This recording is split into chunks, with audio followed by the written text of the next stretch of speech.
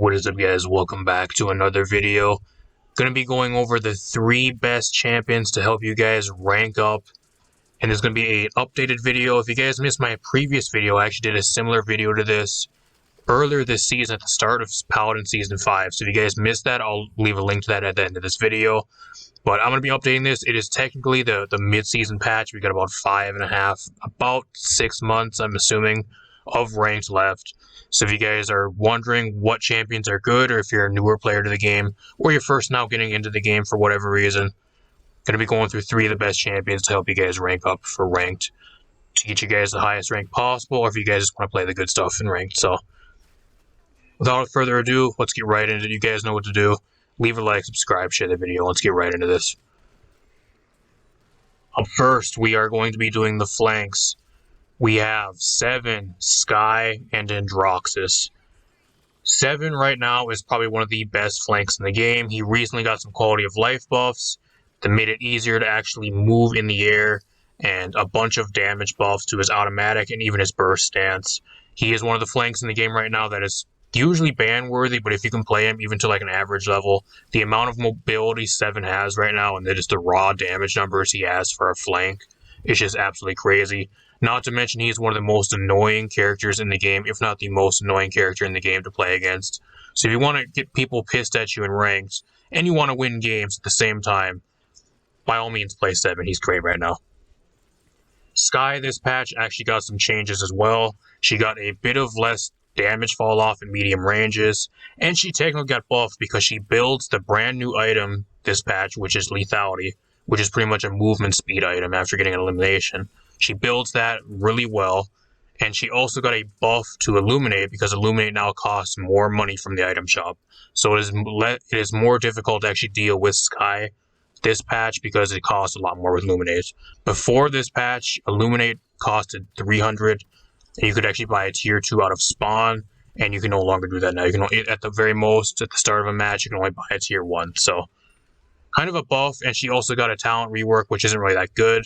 But just with how she really is right now, she's just crazy to play against. And she's one of your ranked pub stompers that's just insanely just difficult to play against. Not many people know how to actually play against her. You can kind of just run a game if you know what you're doing, especially in a lot of your solo queue lobbies.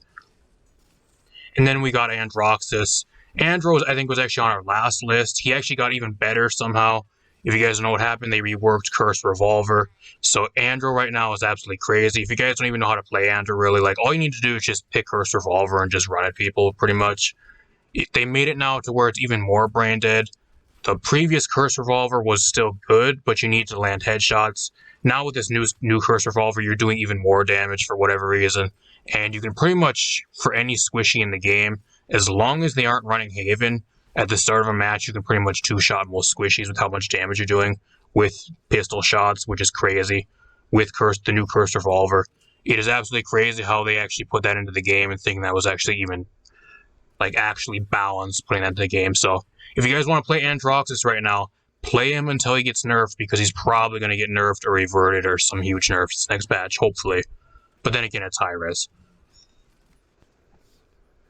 Up next, we got the damage characters. Sati, Victor, and Cassie. Sati has always been crazy ever since she's got put into the game. She's usually banned in the majority of your games, but if she happens to get through, especially in your lower to mid-tier ranked games, she just runs the game. She got slightly nerfed this patch, and she's probably going to end up getting nerfed again, so if you guys want to play her right now, they're going to have to really heavily nerf her to make her bad. But she's just crazy right now. Illuminate got buffed, so it's a lot more difficult to pick Illuminate from the item store, which is indirect buffed to Sati. Her damage numbers are crazy. She's just insanely annoying to play against. Kind of similar to like Seven. Kind of the same boat, but just like the really annoying and probably the most annoying DPS in the game to play against. At least right now. Crazy damage numbers, and she's just everything you want out of a DPS. Spammable ult, really good damage numbers, and she's just insanely annoying to deal with.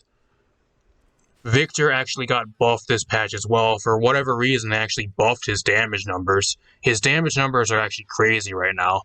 Last patch, he was kind of just your middle, like your high tier, like balanced DPS on console. Now he just does so much damage. If you guys haven't played the new Victor, He is a must pick, or he's a top pick right now for ranked, just with how much damage he does. Burst mode, cardio, shrapnel, anything you want to run, any one of his talents you want to run, as long as you know what you're doing, kind of a run and gun character. Very easy to play, gets a lot of value, solid ults, kind of just your overall really, really solid above average champion right now for the DPS, and you're going to be picking him in the majority of your games. Then we got Cassie, which I think on console is probably the best projectile. I wanted to throw a projectile into this list just because I think she's really underrated right now. You can run any talent, you can run pretty much any loadout you want, and you can do well. As long as you know what you're doing with Cassie and you land your shots, and you can land at least the majority of your shots to like an average level, especially in your lower to mid-tier games and in your solo queue lobbies with how bad the matchmaking is, how bad ranked really is. You can kind of get away with a lot more in that way. So as long as you know what you're doing with her, she just shits damage, and she actually checks a lot of the tanks in the game as well. Big game. She has, like I said, 2 other viable talents. Really spammable ult with the reveal, which is huge, especially for a lot of the invisibility characters being played right now, which is really cool. Overall, the best projectile in the game. If you guys want a projectile champion, DPS champion, Cassie's the way to go right now. Up next, we got the supports. Furia, Isle, and Saris. Furia has been in the game for I don't know how long now. I don't even think there was actually a time where Furia was actually bad. There maybe was like one time where she was a little bit bad, but then she got buffed back to where she was. So, like, what do I say about Furia? She got buffed this patch. Solar Blessing got buffed back to 3,000 health per second. You can run that in a lot more team comps now, and she pairs it with a lot more teams like Yagruth, Rom, a lot more of the beefy tanks that need a shit ton of heals to be fully healed. Cherish is great still. Her ult is probably one of the best ults in the game because it has really no checks or like actual counters to it, because you either have to wait it out or the enemy team has to play into it. So, and it has like no diminishing returns, like no matter what point in the game, because it's just crazy. Movement speed and the damage buff, it's crazy with her ult. Probably one of the best support ults, if not the best ult in the game on Furia. And her damage numbers are really good, and she has damage for her support. She has everything you want. Solid damage for her support, insanely good ult, and she has really, really good healing numbers. Furia right now might be one of the best healers in the game. Pick her right now and play her if she's available. You cannot go wrong with Furia. Io has been great as well. She is probably the most healing. Like, I'd say like she does the most healing out of the most healers right now. Out of all the healers, at least on this list and in the game. If you want raw healing numbers with a really solid amount of damage and utility, being with Luna that can stun people as well, Io's really good right now. The only thing Io really lacks is a really solid ult. Her ult is pretty bad, but apart from that, she's still one of the best supports in the game. You cannot go wrong with picking Io, especially with how good she is on almost every map. She just has no map she's really even bad on either. You can pick her wherever. Then we got Saris, probably the easiest support to play in the game, and ever since she got reworked, being that you can actually get a stun now. As long as you stack 4 soul orbs on somebody, you can get free stuns. She got an ult reworked. You can actually relaunch it and re-trigger it in midair, like pull people off a map now. So it's not you just throw it out into an area. You can actually hold it into the air and detonate it in air and stuff like that. So has a lot more mobility, and not mobility, like utility, survivability, and the only thing she really lacks is damage numbers. But she has really easy healing, which is pretty much just clicking a button, especially if you don't know what you're really doing, and just overall just really good utility and a really spammable ult.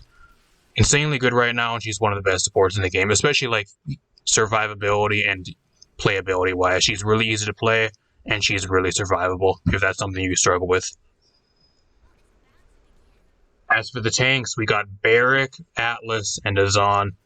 Barrack right now is probably the best point tank in the game. He has everything you want out of a tank right now. Really good damage numbers. You can pretty much run any loadout you really want and get away with it because he has a ton of good loadout cards. All of his talents are really solid. He doesn't really have like an actual bad talent. He has great damage numbers, great ult, great survivability, and he can pretty much just do whatever you really need him to do. You can even play him as an off tank, but mainly as a point tank, you're going to be playing Barrack. Barrack's crazy right now, play him. If he's not picked or banned, play Barrack. You can't really go wrong with playing him. He's good on almost every map and almost all team comps. Atlas is on this list as well. I think he might have been on the last list as well, but I gotta put him on again. He's just crazy. One of the best off tanks in the game. All you need to do is just manage his cooldowns and know how to play him. Learn how to use his chrono cannon and learn how to manage his cooldowns. That's all you really need to do. Once you get that down, you can make crazy plays, just be really annoying and a really disruptive tank as an off tank. Just don't play him as a point tank, but he is an insanely good off tank right now. He pretty much does everything you need him to do, and he matches up really well into a lot of stuff being played right now. Just overall really helping your team as well. And then we got Azan, which I actually think is an underrated pick right now. As an off tank, Azan might be one of the best off tanks in the game, alongside Atlas and maybe one or two others. His damage numbers are still really good, and he's still really annoying to play against. As long as you know what you're doing, you can get away with him, and you can just make him work. And that is only as an off tank, though. I would not play Azan as a point tank at all. But as an off tank, I think Azan right now is kind of undervalued and being underpicked. His damage numbers are still really crazy, and he's just still really annoying to play against.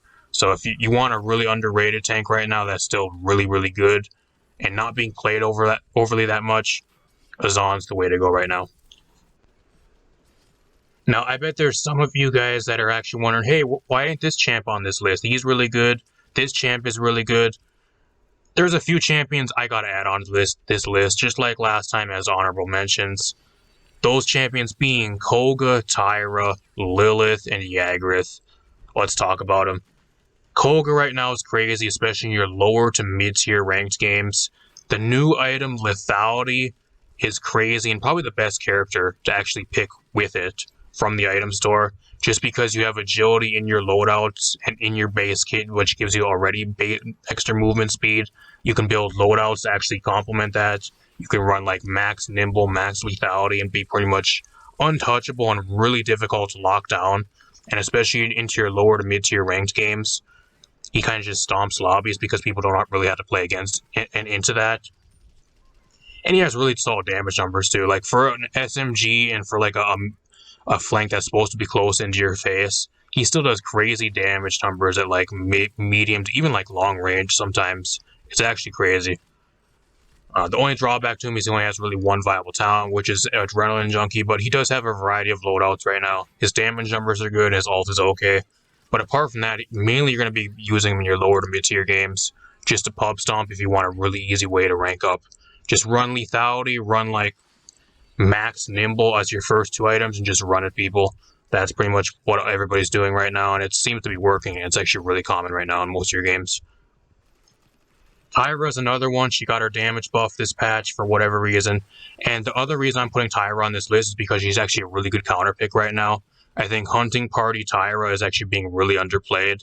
And it's actually a secret, like, sleeper counter pick to a lot of the other picks being played in ranks right now, such as Sky, Seven, Sati, a lot of other stuff that you can just, like, run Illuminate 2 and just mark for your team for them to focus down. She is one of the only things in the game that's actually, like, a direct check to a lot of those types of things. Mainly a lot of the invisibility characters, and there's a few other things as well. Like a lot of the more mobile flanks and stuff like that, just so your team knows where they are and it just can kind of coordinate and lock them down. Can still be kind of difficult to do in your solo games if you're playing solo ranked, but it's better than nothing, and having at least trying to check something on the enemy team, if it gets through or not banned, is better than nothing. I think that's kind of where she shines right now. But apart from that, everything else, she can still do really well. She can run like a nade type build, and like DR or like even burn monster still is really good. Just everything you want out of a DPS right now. I think she's actually being undervalued, and she should be even be played more because she's just insanely good right now. We got Lilith, which is actually being added to rank to this patch, depending when you guys are seeing this video. Lilith is really undervalued right now as well. She's an honorable mention on this list just because for the sheer amount of healing numbers she does. She does crazy healing numbers, and she has crazy survivability. If you know what you're doing with Lilith, you should not really even die. You die maybe less than 3 times per game. If you know what you're doing and you know how to actually play Lilith. Really difficult to lock down and actually really difficult to kill if you know what you're doing. Really good healing numbers. The only thing she kind of lacks is damage numbers and inconsistent damage, but she makes up for that with healing numbers, really good survivability, and a really good ult with Blood Moon. So if you guys want to play a brand new support, she's in ranked now. So those of you guys that have not played Lilith, go check her out and play her in ranked. She's actually really, really well and really good. And then we got Yagrith. Yagrith actually got indirectly buffed this patch because Fury is better. That's one of the main things. And one of the reasons why as well is just she's just really annoying. Really annoying right now, and I think she's actually kind of a sleeper pick because she is good as a lot of stuff being played right now. She got buffed, I think, some quality version and some reverts and some slight buffs. I think it was to her alt or something. I think it won either this patch or in the PTS, I think it was. If you know what you're doing with Yagrith, you can get away with her. The only problem with Yagrith is you need to have enough heals. You gotta pair her like with any support on this list, or you don't really play her at all. If you're not being paired with like a Furia, an Io, or a Ceres, or even like a Lilith to keep you fully topped off, you don't really have enough heals, and you can't really sustain, especially if you're just playing your solo ranks games. But apart from that, she can be insanely annoying to play against, and she just has a lot of potential right now. That's I think a lot of people are kind of sleeping on, especially in your lower to mid tier games when people don't really know how to play against her. And there you have it, guys.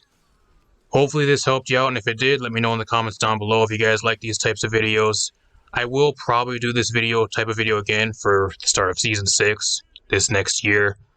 I'm not going to probably do one at the end of the season. It doesn't really pay, but we'll see how this video does. If this video does well, I'll keep on doing these videos. The other one did insanely well. I'll throw that on screen for you guys right now if you guys missed it.